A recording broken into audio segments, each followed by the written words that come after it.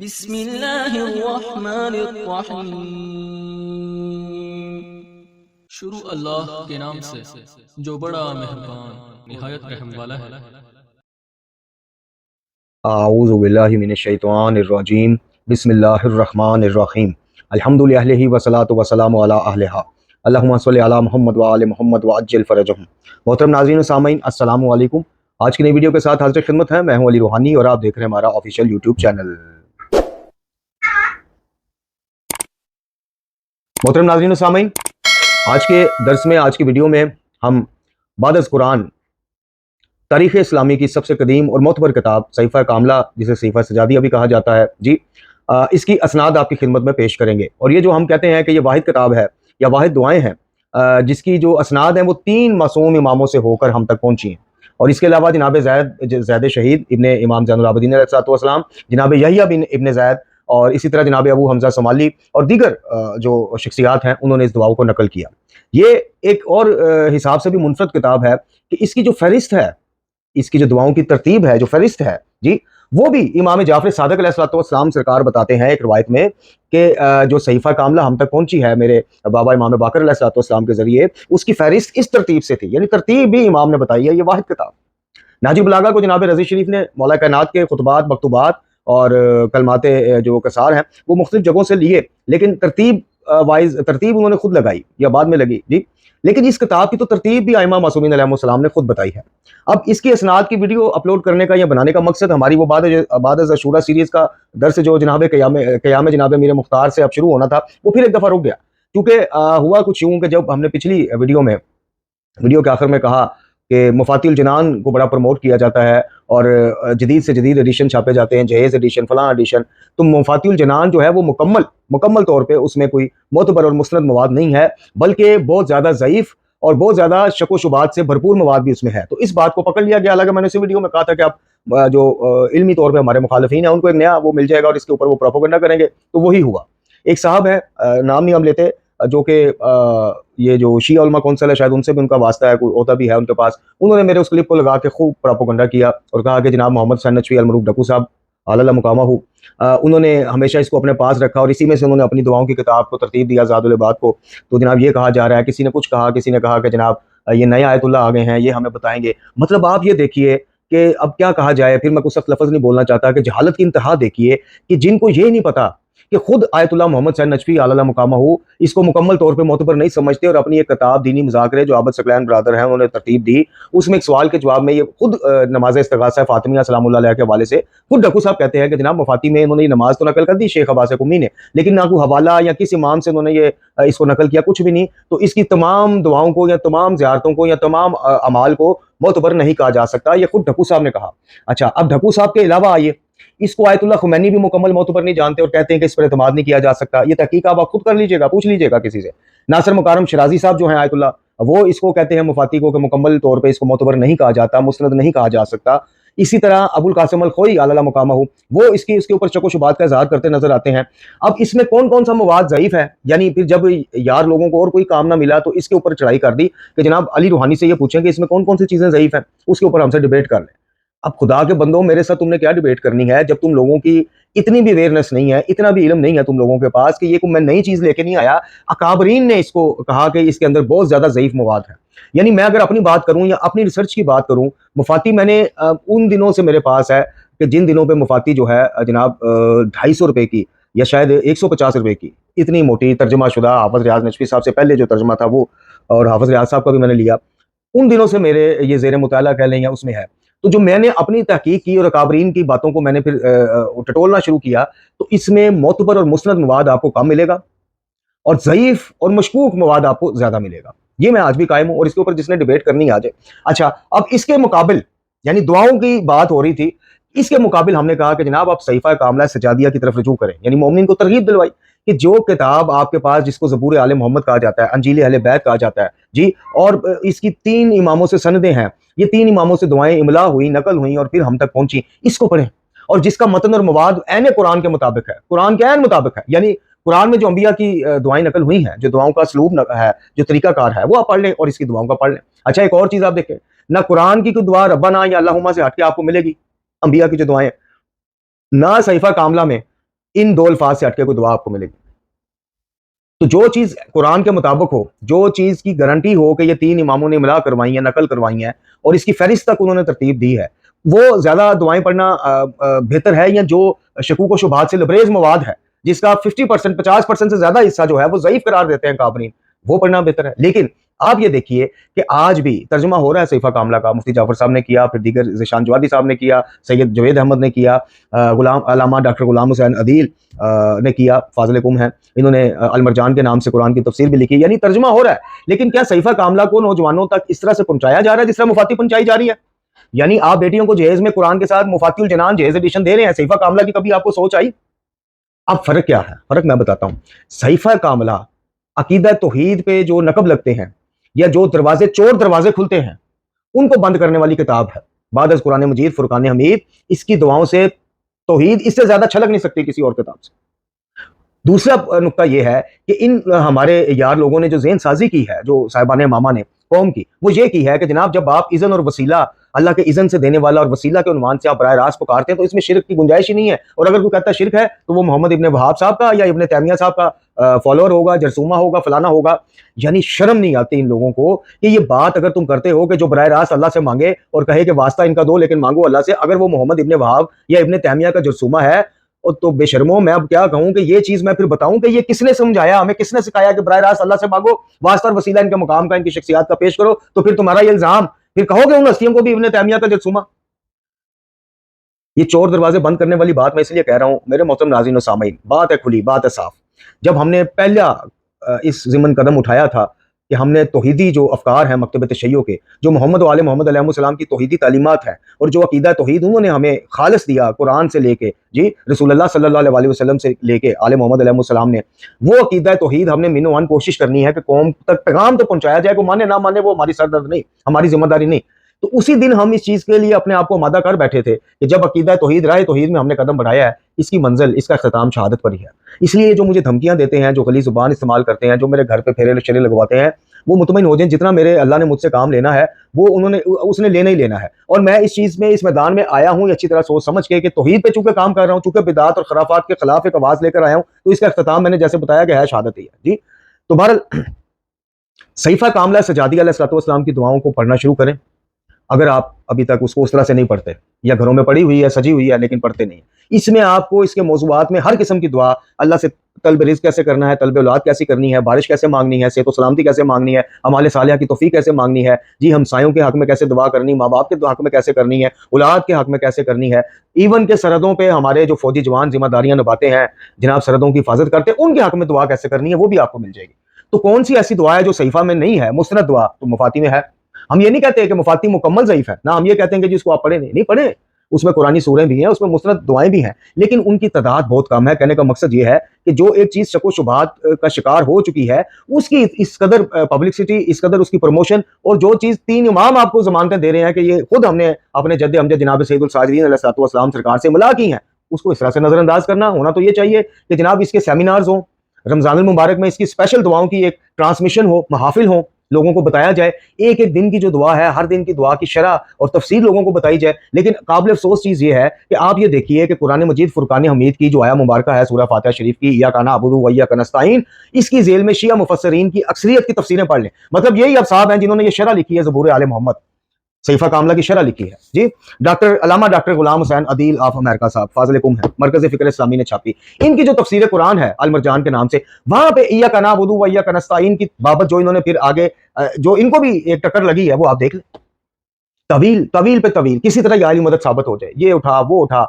किबला मोहम्मद सैयद नचवी ढक्कू साहब के अलावा, ज़ैदी बरस्ती साहब के अलावा या दीगर एक दो और नाम है, उनके अलावा इय्याका नअबुदु व इय्याका नस्तईन पे हर मुफस्सर रुक गया, अड़ गया, फंस गया, टक्कर ले गया। किबला आयतुल्लाह मोहम्मद सैयद नचवी अल्लाह मुकामहू की जो तफसीर है, या ज़ैदी बरस्ती साहब ने तफसीर तो नहीं लिखी, लेकिन इस आया मुबारका की रोशनी में जो उन्होंने गुफ्तगू फरमाई, इन दो के अलावा या एक दो और नाम होंगे, मौजूदा उसमें मैं बात कर रहा हूँ, ज़ाहिर है पहले तो काफी ऐसे नाम हैं। इनके अलावा बाकी हर मुफस्सर इय्याका नअबुदु के ऊपर जनाब फंस गया, आके रह गया, और किसी तरह उसने इस आया मुबारका के तकाबल में जुमला याली मदद को साबित करने के लिए एड़ी चोटी के जोर लगा दिया। इनमें बहुत बड़े बड़े नाम। खैर, तो आज की वीडियो में हम आपकी खिदमत में सहीफा कामला की वो असनाद जो हम तक पहुंची हैं और जिसको इस शरह में भी लिखा गया है, जिसको डॉक्टर अल्लामा सैयद जवेद जाफरी साहब ने भी इसका जब तर्जुमा किया तो तहकीक करके इसकी असनाद को इकट्ठा किया, ये आज आपकी खिदमत में हम पहुंचाएंगे और आपको एक दफ़ा फिर दावत फ़िक्र देंगे कि चोर दरवाजे बंद कर देने वाली ये किताब, इसकी दुआएं, इस एक एक दुआ की अगर कोई बंदा सही मोहित बंदा शरह लिखने बैठे या आपको समझाने बैठे तो ऐसे ऐसे राज खुलते हैं, ऐसे ऐसे इल्म की नए दरवाजे खुलते हैं और ऐसे ऐसे मार्फत इलाही के चश्मे निकलते हैं कि खुदा शाहिद है कि अगर एक बंदा सहीफा कामला से अपना अकीदा बनाना चाहे, अपनी तरबियत लेना चाहे तो यही काफ़ी है। और बेशर्मी की इंतहा देखें कि उल्टा आपसे जब आप ये बात करेंगे या मैं भी ये बात करता हूँ तो उल्टा कहा जाता है कि जनाब सहीफा कामला रह गई है जी, अलकाफ़ी कहाँ गई जी, कुतुब अरबा कहाँ गई, वो तहजीबुल अहकाम का, यानी दुआओं की बेहतरीन किताब 3 इमाम, अलकाफ़ी को किस इमाम की सनद हासिल है कि सारी की सारी मोतबर है। अलकाफ़ी में कितनी ज़ईफ़ रवायात हैं, अल्लामा आसिफ मौसमी अलैहि मुकामा की तहकीक देख लें, हदीस मोतबर उन्होंने लिख दी। बहारुल अनवार कितनी को मोतबर है, मोतबर बहारुल अनवार देख लें। यानी आसिफ मौसमी साहब जब इस पे काम करने बैठे तो 150 से ज्यादा जिल्दों वाली किताब की जो मोतबर रवायात कटी की तो 3 से 4 जिल्दें बनी बस। और दूसरी नंबर पे जहालत देखें इनकी कि ये कहते हैं कि जी अकीदा और चीज़ है, ये तो दुआओं की किताब है। और बेवकूफ़ो, दुआ का यानी दुआ जिसको इबादत अल्लाह कहता है, और सूरह मोमिन में अल्लाह ताला फरमाता है कि जो मेरी इस इबादत से मुंह मोड़ते हैं अनकरीब जन्नत में धकेले जाएंगे। यानी दुआ का अकीदे से ताल्लुक नहीं, तो फिर अकीदे से ताल्लुक किस चीज का है? दुआ तो है अकीदा। खैर, तो मजीद देर ना करते हुए जनाब आपकी खिदमत में इसकी शरह हम असनाद पेश करते हैं। ये जो जैसे आपको बताया कि जनाब सैयदुल साजिदीन इमाम अली ज़ैनुल आबिदीन अलैहिस्सलाम ने अपनी इस दुआओं की किताब के जरिए दुआ के हवाले से 4 असूल मुअय्यन किए, जिनमें पहला कि जिससे मांगा जा रहा है यानी रब ताला अल्लाह ताला, इसकी तारीफ, अजमत और इसकी मार्फत। दूसरा असूल कि इसकी नेमतों का इतराफ। तीसरा इसकी शुक्रगुजारी। और चौथा अपनी हाजत कैसे तलब करनी है उसकी तरबियत और तरीकाकार। अब इसमें 5वां भी ऐड कर लीजिए कि दुआ सिर्फ अल्लाह से हो सकती है, मांगा सिर्फ अल्लाह से जा सकता है, मकाम और मर्तबा मोहम्मद वाले मोहम्मद अलैहिस्सलाम का वास्ता कैसे पेश करना है वो भी आपको इसमें मिलेगा। यानी इसी सहीफा में सैयदुल साजिदीन अलैहिस्सलाम ने, माजरत नसाज़ी तबीयत भी साथ साथ चल रही, मकाम मोहम्मद मुस्तफ़ा सल्लल्लाहु अलैहि वसल्लम खातमुल अंबिया और मकाम अली मुर्तज़ा का अल्लाह को वास्ता पेश करके भी हाजत तलब की है, वो भी आपको इसमें मिलेगा। इस तरह से ये जो मैंने कहा कि चोर दरवाजे बंद कर देती है ये किताब, ये इसी वजह से कहा कि वसीले की आड़ में ये नहीं है कि जनाब बस ठीक है, अब जब मान लिया कि अल्लाह के इज़्न से देते हैं, अल्लाह की अता से देते हैं, लेकिन देते हैं तो बस ठीक है, अब इनसे मांग लिया, अल्लाह से मांग लिया, एक ही बात नहीं, बताया कि वसीला भी कैसे पेश करना है। और तवस्सुल शख्सी जो फी ज़माना राइज तवस्सुल शख्सी है, उसकी तो आपको कहीं दूर दूर तक झलक नहीं इसमें मिलेगी, दूर दूर तक। ऐसे ऐसे हमले हुए हैं इस मकतब तशय्यो, इस खालिस तौहीदी मकतब पे कि अल्लाह फीज़ वल अमान। जब आप तहकीक करने बैठें, किताबों को पढ़ने बैठेंगे या इन अमामा पोशों से सवाल करने में जो आपको जवाब मिलेंगे, आपकी आंखें खुली रह जाएंगी कि मकतब है क्या था और पेश कैसे किया जा रहा है। खैर, ये 4 से 5 असूल हैं जनाब। इसके बाद आपको कुछ मुख्तसर बताते हैं कुछ अकाबरीन का सहीफा कामला के हवाले से कि सहीफा कामला के बारे में अल्लामा सैयद अली नकी फैजुल इस्लाम ने अपनी शरह में अबू जाफर मोहम्मद बिन अली बिन शहर अशूब जो कि 578 हिजरी में जिनकी वफात हुई, उनकी किताब अल मनाकिब में इमाम ज़ैनुल आबिदीन अलैहिस्सलाम के मौज़ूआत की फसल के हवाले से बयान फरमाया है कि सहीफा कामला की फसाहत का जिक्र बसरा में एक अरबी जुबान के फसीह और बलीग अदीब तक पहुंचा तो इसने कहा कि इसका जवाब मुझसे लिखवा लो। इसने अपना कलम उठाया और अपने सर को झुकाया, फिर ऐसा झुकाया कि वो सर उठ ही ना सका, यानी वो इसी हालत में दुनिया से चला गया। फैजुल इस्लाम सैयद अली नकी मरहूम सैयद अली खान की सहीफा सजादिया की शरह के हवाले से तहरीर फरमाते हैं कि मैं अपनी जान की कसम खाता हूं कि इस शख्स ने चाहा कि अपनी हद से तजावुज़ करे, लेकिन वो अल्लाह के गजब और गुस्से का शिकार हो गया। और दूसरा ये कि जब वो सोचने बैठा कि इसका मैं क्या जवाब लिखूं या इससे बढ़कर कौन सी ऐसी दुआ लिखूं कि जो माज़अल्लाह सहीफा से बढ़ जाए, तो बस इसी कश्मकश में उसकी रूह कब से अंसरी से प्रवास कर गई। यानी कि जिस तरह से कुरान मजीद की फसाहत और बलागत का तो कोई जवाब ला ही नहीं सकता बाद अज़ कुरान, इसी तरह सहीफा कामला की फसाहतों के मुकाबले में कुछ नहीं लिखा जा सकता बाद अज़ कुरान। रिजाल तूसी में है कि इमाम बाकर अलैहिस्सलाम ने इस मजमुआ को अल कामिल का नाम दिया, यानी सहीफा कामला जो हम कहते हैं ये नाम तक इमाम ने दिया है। अब बताइए क्या पीछे और क्या चाहिए हमें। सैयद अली खान की शरह सहीफा सजादिया के मुकदमे में दर्ज है कि इब्न शहर अशूब ने अपनी किताब मुआल्लिमुल उलमा में लिखा है कि सहीफा कामला अल सजादिया ज़बूर आले मोहम्मद है और इंजील अहले बैत के नाम से मशहूर है। यहां तक कि सैयद बरोजर्दी अल बद्रुल ज़हरा में फरमाते हैं कि सहीफा की निस्बत इमाम ज़ैनुल आबिदीन अलैहिस्सलाम की तरफ बदीहात में से है और ये आले मोहम्मद की ज़बूर है। मशहूर अरबी अदीब ज़की मुबारक अपनी किताब अल तसव्वुफ़ वल इस्लामी वल अदब वल अखलाक में लिखते हैं कि सहीफा सजादिया बिल्कुल बाइबल की मानिंद है अपनी जहतों के हिसाब से, सिवाय इस फर्क के कि बाइबल लोगों, मौजूदा बाइबल जो तारीफ शुदा है, वो लोगों के दिलों में जनाब ईसा अलैहिस्सलाम की रबूयत डालती है, मोहब्बत डालती है और वहां तक ले जाती है, और सहीफा सजादिया लोगों के दिलों में अल्लाह की मोहब्बत डालती है और अल्लाह तक ले जाती है। सुभान अल्लाह। ये जनाब उन्होंने ज़की मुबारक साहब ने अपनी किताब में लिखा है। इसके बाद अब सिलसिला शुरू करते हैं इसकी असनाद का, सहीफा कामला की असनाद का सिलसिला शुरू करते हैं। یہ امام سجاد علیہ السلام کی کامل دعاؤں کا ایک مجموعہ ہے جی. اور اب اس کی جو اسناد جو نقل ہوئی ہے کتب میں، یعنی جس تک یہ جیسے پہنچی اس نے اپنے سے شروع کی. یعنی میں مثال کے طور پہ آپ سے جیسے میں کہتا ہوں کہ جناب میں نے صحیفہ کی دعاؤں کو سنا اپنے استاد آیت اللہ محمد سید نجفی سے، فلاں انہوں نے سنا، فلاں سے، انہوں نے فلاں، اس طرح سے کر کے جس تک یہ دعائیں پہنچی انہوں نے وہیں سے اس کا سلسلہ شروع کر دیا. اور اتنا شفاف اور آسان سلسلہ اسناد اور کسی کتاب کا، یہ دعاؤں کا آپ کو نہیں ملے گا. لکھتے ہیں کہ جی ہم سے سید اجل نجم الدین بہاؤ شرف ابو الحسن محمد بن حسن بن احمد بن علی بن محمد بن عمر بن یحییٰ العلوی الحسینی کہ اللہ کی ان پر رحمت ہو، انہوں نے روایت کیا اور انہوں نے بیان کیا کہ ان سے روایت کیا شیخ یعنی بیان کیا شیخ السعید ابو عبداللہ محمد بن احمد بن شہریار خزانہ، یعنی جو امیر المومنین علی بن ابی طالب علیہ السلام کے مزار مبارک کے خزانچی تھے، کہ ربیع الاول کے مہینے سن 516 ہجری میں ان کے سامنے اس صحیفہ کی قرات کی گئی اور میں ان کو سنتا تھا. پھر یہ فرماتے ہیں کہ انہوں نے ارشاد فرمایا کہ میں نے اس صحیفے کو سنا جناب شیخ صدوق ابی منصور محمد بن احمد بن عبدالعزیز المعدل، اور انہوں نے ابو الفضل محمد بن عبداللہ بن مطلب الشیبانی سے، اور انہوں نے کہا کہ ہم سے شریف ابو عبداللہ جعفر بن محمد بن جعفر بن حسن بن جعفر حسن بن حسن بن حسن ابن امیر المومنین علی ابن ابی طالب علیہ السلام نے بیان فرمایا. اور انہوں نے کہا کہ مجھ سے ارشاد فرمایا جناب عبداللہ بن عمر بن خطاب الزیات نے سن 265 ہجری میں بیان کیا. اور انہوں نے کہا کہ مجھ سے بیان کیا میرے ماموں اور چچا، ماموں اور ایک اور چچا جن کا نام نہیں ہے لیکن ماموں کا نام ہے علی بن نعمان العالم نے، اور وہ کہتے ہیں کہ مجھ سے عمیر بن متوکل الشقفی البلخی نے اپنے والد یعنی متوکل بن ہارون سے روایت کیا. اور انہوں نے کہا کہ میں نے جناب یعنی متوکل کے بیٹے نے کہا کہ میں نے اپنے بابا سے، اور انہوں نے جناب یحییٰ بن زید بن علی ابن الحسین علیہ السلام سے اس وقت اس کی املا کی جب وہ خراسان کی طرف جا رہے تھے اپنے والد کی شہادت کے بعد. پس میں نے ان کو سلام کیا اور انہوں نے مجھ سے پوچھا کہ تم کہاں سے آ رہے ہو؟ میں نے کہا کہ حج سے. پھر انہوں نے مجھ سے اپنے اہل بیت اور اپنے چچاؤں کے بارے میں پوچھنا شروع کیا جو مدینہ میں تھے،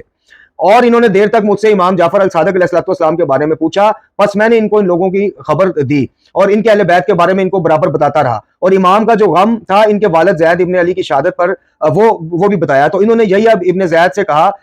تو انہوں نے یعنی جناب یحییٰ ابن زید نے کہا کہ میرے چچا محمد بن علی الباقر علیہ السلام نے میرے والدین کو اشارہ کیا تھا کہ وہ خروج نہ کریں، اور ان کو اس بات کی یاد دہانی کرائی تھی کہ اگر وہ مدینے سے نکلے اور اس کو ترک کر دیا یعنی مدینے کو، تو ان کو اپنے مقصد میں کامیابی نہیں ہوگی. تب انہوں نے پوچھا کیا تم میرے چچا زاد بھائی جعفر ابن محمد سے ملے؟ میں نے کہا جی ہاں. انہوں نے ارشاد فرمایا کہ تم نے کوئی میرے معاملے کے بارے میں کچھ ان سے سنا؟ میں نے کہا جی ہاں سنا. انہوں نے فرمایا جو کچھ کہہ رہے تھے مجھے اس کی خبر دو. میں نے کہا میں آپ پر قربان ہو جاؤں کہ میں نہیں چاہتا کہ میں آپ کے سامنے وہ بات لاؤں جو میں نے ان سے سنی ہے. انہوں نے ارشاد فرمایا کیا تم مجھے موت سے ڈراتے ہو؟ بیان کر کے جو کچھ تو نے ان سے سنا ہے. تب میں نے کہا کہ میں نے ان کو یہ کہتے ہوئے سنا ہے کہ بتحقیق آپ بھی قتل کر دیے جائیں گے اور اسی طرح سے سولی پر لٹکائے جائیں گے جس طرح سے آپ کے والد جناب زید شہید قتل کیے گئے اور سولی پر لٹکائے گئے. پھر ان کے چہرے کا رنگ بدلا اور انہوں نے اس آیہ مبارکہ کی تلاوت فرمائی، سورہ مبارکہ الرعد کی 39ویں آیت کہ اللہ جو چاہتا ہے مٹا دیتا ہے اور جو چاہتا ہے لکھ دیتا ہے، اسی کے پاس ام الکتاب ہے. پھر انہوں نے ارشاد فرمایا کہ متوکل اللہ نے اس امر کو ہم سے مضبوط فرمایا ہے اور ہمارے لیے علم اور تلوار قرار دی ہے، اور یہ دونوں ہمارے لیے جمع کیے ہیں، اور ہمارے چچا زاد بھائیوں کو صرف علم عطا ہوا ہے. میں نے کہا میں آپ پر قربان جاؤں، میں نے یہ دیکھا ہے کہ لوگ آپ کے چچا زاد بھائی جناب جعفر کی طرف زیادہ مائل ہیں آپ کے اور آپ کے والد کے مقابلے میں. اور انہوں نے پھر آگے سے ارشاد فرمایا کہ بتحقیق میرے چچا محمد بن علی الباقر علیہ السلام اور ان کے فرزند جناب جعفر نے لوگوں کو بلایا زندگی کی طرف اور ہم ان کو بلا رہے ہیں شہادت کی طرف، تو اس لیے وہ زیادہ مائل ہیں. پھر میں نے کہا فرزند رسول کیا وہ زیادہ علم والے ہیں یعنی جعفر صادق یا آپ؟ انہوں نے ایک لمحے کے لیے زمین کی طرف نظروں کو گاڑ دیا اور پھر اپنے سر کو اٹھایا اور ارشاد فرمایا کہ ہم میں سب علم والے ہی ہیں سوائے اس کے کہ وہ یعنی امام صادق وہ سب جانتے ہیں جو ہم جانتے ہیں، لیکن ہم وہ سب نہیں جانتے جو امام صادق جانتے ہیں.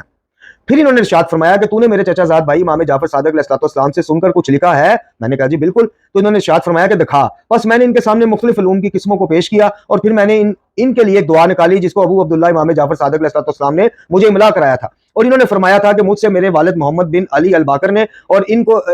باقر نے یعنی امام جعفر صادق کو املا کرایا تھا، اور انہوں نے امام باقر کو ان کو خبر دی تھی کہ یہ دعا ان کے والد علی ابن الحسین یعنی سید الساجدین کی دعاؤں میں سے ہے جو دعائیں صحیفہ کاملہ کے نام سے محفوظ ہیں. پھر یحییٰ بن زید نے اس پر نظر ڈالی یہاں تک کہ اس کے آخری حصے تک پہنچے اور پھر مجھ سے ارشاد فرمایا کیا تو مجھے اجازت دیتا ہے کہ میں اس کو نقل کر لوں؟ تو میں نے عرض کی کہ فرزند رسول آپ اس شے کے بارے میں اجازت مانگ رہے ہیں کہ جو ہے ہی آپ کے گھرانے کی. پھر ارشاد فرمایا کہ کیا میں تجھے وہ دعاؤں کا کامل صحیفہ نہ پیش کروں جسے میرے والد محترم جناب زید شہید نے اپنے والد امام زین العابدین علیہ السلام سے سن کر حفظ کیا اور اس کی املا کی یعنی پھر اس کو حفظ کرنے کے بعد لکھ لیا. بتحقیق میرے والد جناب زید نے مجھے اس کی حفاظت کی وصیت کی تھی اور منع کیا تھا کہ ان دعاؤں کو غیر تک نہ پہنچاؤں جو اس کے اہل نہ ہوں. عمیر کہتے ہیں کہ میرے والد متوکل بن ہارون نے مجھ سے بیان کیا کہ پھر میں ان کے سامنے اٹھ کھڑا ہو گیا اور ان کے سر مبارک کو بوسہ دیا اور میں نے ان سے کہا کہ خدا کی قسم میں فرزند رسول میں اللہ کے دین پر قائم ہوں آپ لوگوں کی محبت اور اطاعت کے ساتھ، اور اس بات کی امید کرتا ہوں کہ آپ کی ولایت مجھے میری زندگی میں اور میری موت میں سعادت عطا فرمائے گی۔ بس انہوں نے وہ صحیفہ جو میں نے ان کو دکھایا تھا ایک لڑکے کو دیا جو ان کے ساتھ تھا اور ارشاد فرمایا کہ اس دعا کو واضح اور خوبصورت خط کے ساتھ لکھ کر مجھے پیش کرو تاکہ میں اس کو حفظ کر لوں۔ ان دعاؤں کو جعفر ابن محمد سے مانگتا رہتا تھا، اللہ ان کو اپنی حفاظت میں رکھے، لیکن انہوں نے کبھی بھی مجھے اس کو نہیں دیا۔ متوکل بھی ابن ہارون کہتے ہیں کہ جو کچھ میں نے کیا اس پر مجھے ندامت ہوئی دعا کے دکھانے کی وجہ سے، اور میری سمجھ میں نہیں آیا کہ میں کیا کروں، اس لیے کہ ابو عبداللہ نے کبھی مجھے منع نہیں کیا تھا کہ میں کسی اور کو نہ دوں۔ پھر انہوں نے یعنی یحییٰ ابن زید نے ایک بستے کو منگوایا اور اس میں سے ایک صحیفے کو کھولا جس پر کفل بھی تھا اور مہر بھی لگی ہوئی تھی۔ پھر انہوں نے اس مہر پر نظر ڈالی، اس کو بوسہ دیا، رونے لگے، اور پھر انہوں نے کفل کھول کر اس صحیفے کو کھولا اور اس کو پھیلا دیا اور اس کو اپنی آنکھوں پر رکھا اور اپنے چہرے کے سامنے رکھا، اور انہوں نے ارشاد فرمایا کہ خدا کی قسم ہے متوکل، اگر تو نے میرے چچا زاد امام جعفر صادق کا یہ قول بیان نہ کیا ہوتا کہ میں قتل ہو جاؤں گا اور سولی پر چڑھا دیا جاؤں گا تو میں ہرگز یہ صحیفہ تیرے حوالے نہ کرتا اور اس کے بارے میں کنجوسی اختیار کرتا، لیکن یہ کہ میں اس بات کو جانتا ہوں کہ ان کا قول حق ہے، جو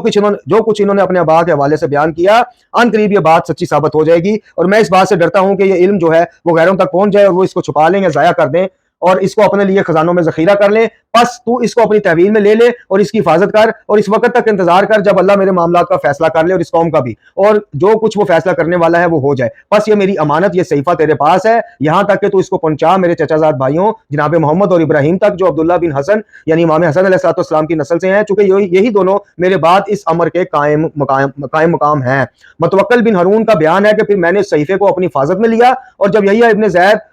کے شہید ہونے کی خبر آ گئی، یعنی وہ شہید ہو گئے، تو میں مدینے میں آیا اور امام جعفر صادق علیہ السلام سے یحییٰ ابن زید کی باتوں کو بیان کیا، تو امام جو ہیں وہ رونے لگے اور آپ کا غم ان کے لیے شدید ہوتا گیا، اور انہوں نے ارشاد فرمایا کہ اللہ میرے چچا زاد بھائی پر رحم کرے کہ وہ اپنے باؤ اجداد کے ساتھ ملحق ہو گئے۔ خدا کی قسم ہے متوکل، مجھ کو جو بات ان کو دعا دینے سے روک رہی تھی مگر وہی کہ جس پر وہ خوفزدہ تھے، اس صحیفے کے لیے جو ان کے والد کا تھا، اور پھر انہوں نے ارشاد فرمایا کہ وہ صحیفہ کہاں ہے؟ میں نے کہا کہ یہ رہا۔ بس آپ نے سرکار نے اس کو کھولا اور ارشاد فرمایا کہ خدا کی قسم یہ میرے چچا زاد زید کی تحریر ہے، میرے چچا جناب زید کی تحریر ہے اور میرے دادا علی ابن الحسین کی دعائیں ہیں۔ پھر آپ نے اپنے فرزند سے کہا کہ اے اسماعیل اٹھو اور ان دعاؤں کو لے کر آؤ جن کو میں نے تم سے حفاظت اور محفوظ رکھنے کے لیے کہا تھا۔ پس جناب اسماعیل بن جعفر صادق اٹھے اور ایک صحیفے کو نکالا، گویا کہ وہ صحیفہ ویسا ہی تھا کہ جیسا جناب یحییٰ ابن زید نے میرے حوالے کیا تھا۔ امام صادق علیہ السلام نے اس کو چوما اور اپنی آنکھوں پر رکھا، مس کیا اور ارشاد فرمایا کہ یہ میرے والد ماجد امام باقر علیہ السلام کی تحریر ہے اور میرے دادا زین العابدین کی املا ہے جو انہوں نے میرے سامنے میرے بابا یعنی امام باقر علیہ السلام کو لکھوایا تھا۔ پس میں نے کہا فرزند رسول کیا آپ مناسب جانتے ہیں کہ صحیفے کا مقابلہ اس صحیفے کے ساتھ کروں، یعنی دونوں کا مواد متن اور دعائیں جو ہیں وہ ٹیلی کی جائیں، دیکھی جائیں، جو جناب زید کا ہے اور جو آپ کا ہے؟ تو امام نے کہا کہ بالکل میں تجھ کو اس بات کا حل پاتا ہوں۔ بس میں نے نظر ڈالی تو وہ دونوں بالکل ایک جیسے تھے اور ان میں ایک حرف کا بھی اختلاف نہ تھا، جو دعا اس صحیفے میں موجود تھی وہی دعا اس صحیفے میں بھی موجود تھی جو امام باقر علیہ السلام کا املا کرتا تھا۔ پھر میں نے امام صادق علیہ السلام سے اجازت طلب کی کہ صحیفے کو عبداللہ بن حسن کے دونوں بیٹوں محمد اور ابراہیم تک پہنچا دوں، تو آپ نے قرآن مجید کی سورہ مبارکہ نساء سے آیت پڑھی کہ بے شک اللہ تم کو حکم دیتا ہے کہ امانتوں کو ان کے اہل تک پہنچاؤ، ہاں تم اس صحیفے کو لے جاؤ اور محمد اور ابراہیم تک پہنچاؤ۔ بس میں اٹھ کھڑا ہوا اور ان دونوں کی طرف جاؤں تو آپ نے ارشاد فرمایا تو اسی جگہ پر ٹھہرا رہا۔ پھر آپ نے محمد اور ابراہیم کو وہیں پر بلوا لیا، دونوں آ گئے۔ آپ نے ارشاد فرمایا کہ تمہارے چچا زاد بھائی یحییٰ کی میراث ہے جو ان کے والد جناب زید نے ان کے حوالے کی تھی، لہٰذا تم یہ قبول فرماؤ۔ ان دونوں نے کہا کہ اللہ آپ پر رحمت نازل کرے، آپ نے قول کو ارشاد فرمائے جو ہم قبول کریں گے۔ تب امام نے کہا کہ تم دونوں اس صحیفے کے ساتھ مدینے سے باہر نہ نکلنا۔ ان دونوں نے کہا کہ وہ کس لیے؟ امام نے فرمایا کہ بے شک جس بات پر تمہارے چچا زاد یحییٰ ابن زید خوفزدہ تھے اسی بات پر میں بھی ڈرتا ہوں کہ یہ صحیفہ یا قیمتی صحیفہ جو ہے دشمن یا غیر ہم سے یعنی تم سے لے نہ لیں اور اس کو ضائع نہ کر دیں یا اس کو اپنے نام سے چھاپنا نہ شروع کر دیں۔ اس کے بعد محترم ناظرین و سامعین، یہ گفتگو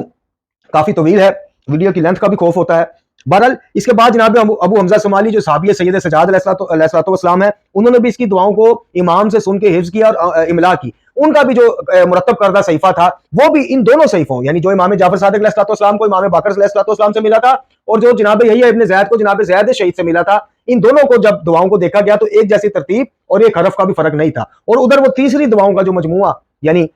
جناب ابو حمزہ سمالی کو جو املا کروائی تھی امام نے، جب اس کو بھی بعد میں ان سے تقابل کیا گیا تو اس میں بھی جو دعائیں جتنی دعائیں اس میں تھیں وہ دعائیں اسی ترتیب اور اسی مطابق تھیں جو اس مکمل صحیفہ کاملہ جس کو امام باقر علیہ السلام نے الکاملہ کا لقب دیا تھا اس میں ملی تھی۔ تو یہ مختصراً ابھی تو خیر کافی طویل یہ روایت ہے۔ اب آپ کو بتاتے ہیں کہ اس کی ترتیب یا فہرست کے حوالے سے جو ہم نے بات کی ہے آپ سے، اس کی پہلے 3 اسناد کا ذکر کرتے ہیں کہ متوکل کا بیان ہے کہ پھر حضرت نے فرمایا کہ ہمارے گھرانے میں ظہور جناب قائم اجل اللہ تعالیٰ فرج شریف جو ہیں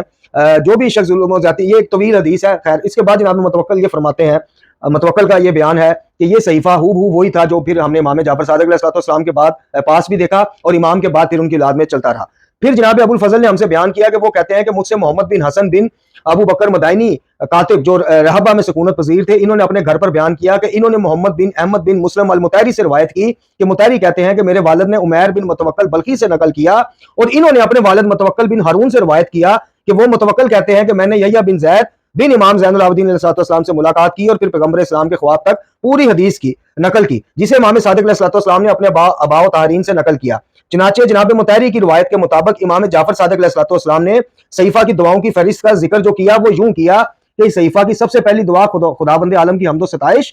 دوسری دعا محمد وآل محمد علیہ السلام پر درود و سلام، تیسری دعا حاملان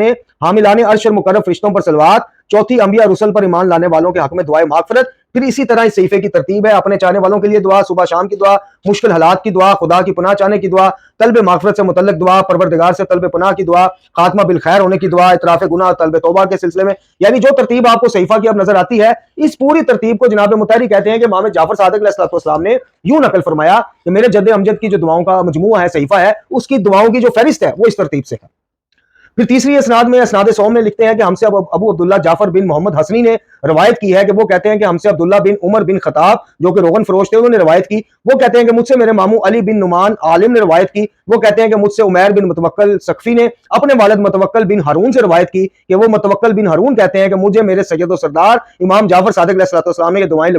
لکھوائیں اور فرمایا کہ میرے دادا امام زین العابدین علیہ السلام نے میرے سامنے یہ دعائیں میرے والد گرامی امام محمد باقر علیہ السلام کو لکھوائیں اور یہ دعائیں ہم تک پہنچیں. تو یہ تین اماموں کی جو ہم بات کرتے ہیں وہ آپ کے سامنے ہے کہ امام جعفر صادق علیہ السلام، امام باقر علیہ السلام اور خود سید الساجدین امام علی زین العابدین علیہ السلام، تین امام ان دعاؤں کو نقل کر کے املا کر کے آگے پہنچاتے رہے. اور سلسلہ اسناد جو مختصراً آپ کی خدمت میں پیش کیا یہ بھی آپ کے سامنے آ گیا کہ روزہ مبارک نجف اشرف کے خازن سے یہ سلسلہ شروع ہوتا ہے اور پھر جا کے امام باقر علیہ السلام اور پھر سید الساجدین تک ختم ہوتا ہے. اور دوسری طرف پیرالل جو ہے جناب ابو حمزہ سمالی سمیت امام کے کئی صاحب ہیں کہ جب امام یہ دعائیں املا کرواتے تھے وہ اس کو لکھ کر محفوظ کر لیتے تھے. وہ ایک الگ سلسلہ ہے. یہ وہ سلسلہ ہے جو خود ائمہ طہار سے، خود معصومین علیہ السلام کے گھرانے سے ہم تک پہنچا ہے. جناب یحییٰ ابن زید جو ہیں علیہ السلام، اور اسی طرح جناب زید ابن علی ابن الحسین علیہ السلام، اور دوسری طرف امام جعفر صادق علیہ السلام بابسیلہ امام باقر علیہ السلام. تو دو اطراف سے آپ یہ دیکھیں کہ صحیفہ کی دعاؤں کو نقل کیا، اور جب امام جعفر صادق علیہ السلام کے گھر میں بیٹھ کے دونوں صحیفوں کو نکال کے ٹیلی کیا تو ایک حرف کا بھی اور ایک دعا کا بھی فرق نہ نکلا. اب بھی اگر آپ اس کی عظمت اور اس صحیفہ کی جو جلالت ہے، عظمت اور جلالت اور خصوصیات اور فضیلت ہے، اس کو اٹھا کے آپ مفاتی جیسی کتاب کے جس میں خود اکابرین کہہ رہے ہیں کہ ضعیف مواد بہت زیادہ ہے، اس سے آپ ملائیں، یا اس کی بات کرنے پہ آپ خفا ہو جائیں، غصہ کر جائیں، یا آپ اس کی عظمت کو نہ سمجھیں اور ان دعاؤں سے ہم استفادہ نہ کریں، تو پھر بتائیے کہ پھر قصور ہمارا ہے یا اس مکتب توحید کا ہے. اللہ تعالیٰ سے دعا ہے کہ ہمیں قرآن والے بیت علیہ السلام کی تعلیمات پڑھنے، سمجھنے اور اس پر عمل کرنے کی توفیق عطا فرمائے. خاتمہ بالایمان فرمائے. امام زمان جل اللہ تعالیٰ فرج شریف کے ظہور میں تاجیل فرمائے. وآخر دعوانا الحمدللہ رب العالمین.